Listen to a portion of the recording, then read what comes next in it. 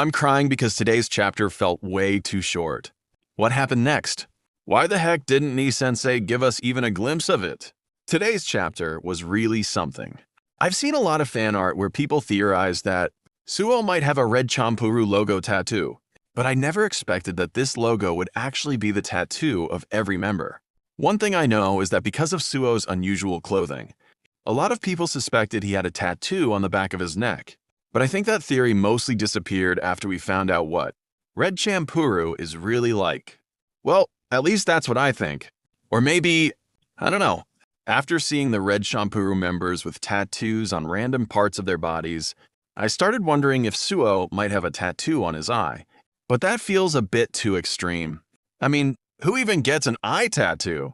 Well, if that actually turns out to be true, that would be something else. Rakta is trying to calm the situation down.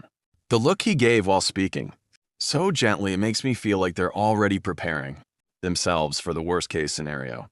I honestly didn't think Umemiya would be able to figure out what they were actually talking about. But if I think about it more carefully, it does make sense. The real question is, why were they chasing that little boy? Why was he so scared? What was he holding in his hands? The answer is probably that he stole something, so yeah. Rakta also seemed surprised to see an outsider stepping in to help. I think he noticed the pass that Umemiya had in his pocket. I'm wondering what he's going to do next. I understood that the situation wasn't going well, but why the heck did you punch Umemiya?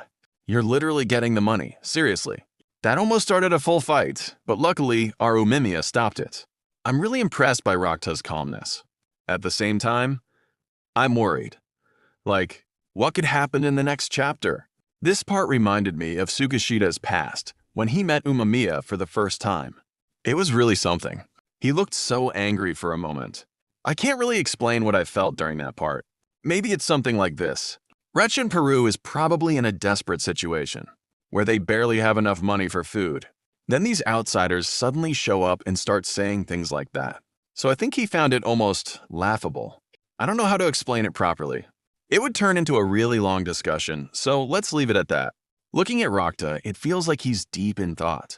I also think they're starting to realize that these people aren't actually a threat to Red Champuru. As for the next chapter, I think it'll probably be full of questions like, who are you? How did you get here? Why did you come? And what do you want?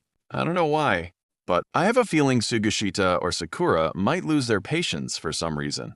And then a misunderstanding will begin. I don't want to get my hopes up by thinking we'll see Suo in the next chapter. I'm also seeing a fan theory that Rakta is the protector of the first layer of Red Champuru. Bacchus is the second, and the third, or the main area, is where Suo is. Next chapter releases on August 11th,